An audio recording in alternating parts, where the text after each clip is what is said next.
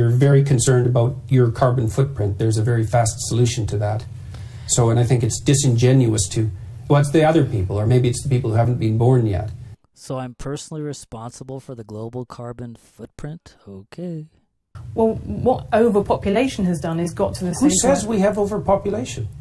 Gee, I don't know, Jordan. Africa, India, oceans full of plastic, conflicts over oil. I think probably one of the problems that'll beset us in 100 years, assuming there are even creatures like us around in 100 years, is that there'll be too few people, not too many. Too few people in 100 years, and evolution will be so dramatic that humans won't even exist in our current form? Holy crap, dude.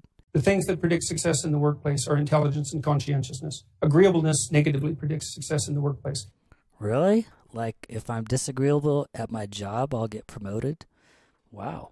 But then they take the next step and they say, well, it's a unique side effect of Western civilization and capitalism. It's like the lobsters in particular, is to show that even among crustaceans from whom we diverged 350 million years ago, there's hierarchy and inequality.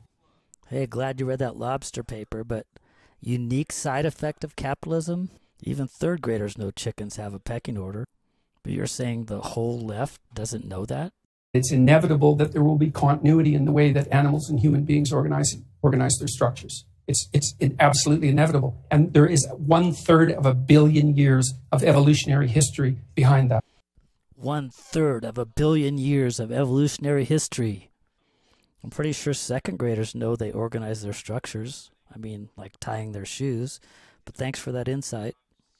It's a long time. It's a long time. Wow, 1/3 of a billion years is a long time? That is some serious insight.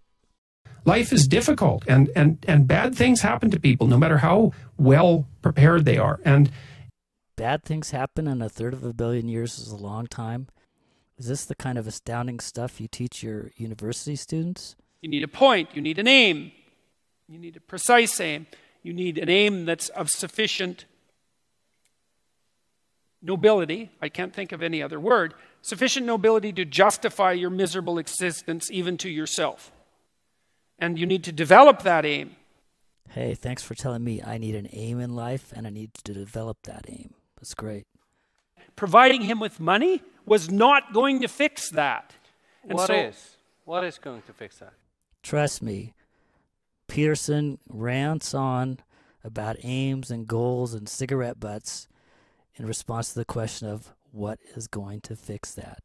The first reason is that I don't really think that the American people are more polarized now than they were 10 years ago.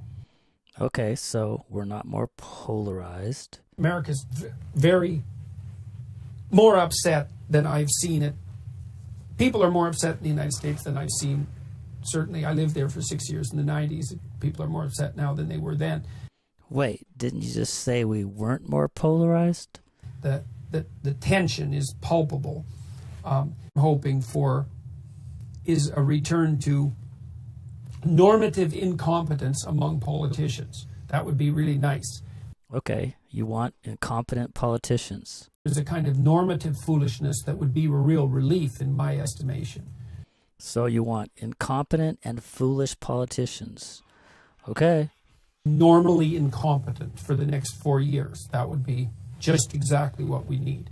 We need an incompetent president for 4 years? Does this guy really teach college?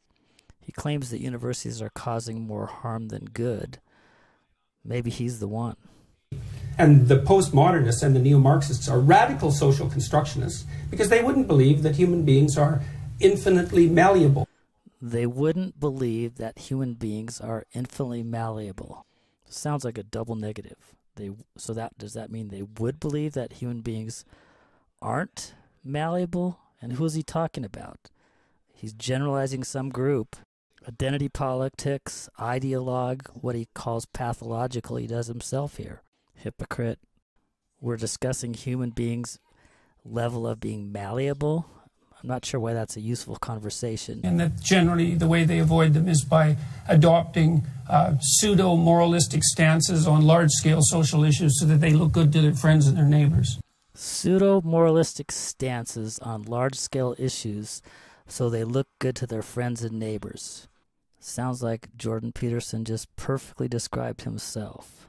Yeah, promulgated primarily by the ignorant left, I would say, that you can place the responsibility for hierarchy and inequality at the feet of Western civilization and capitalism. Okay, that's wrong. It's not just a little bit wrong, it's unbelievably wrong. Yep. Pseudo-moralistic stance on large-scale issue to look good to his friends and neighbors. Thanks all. So long.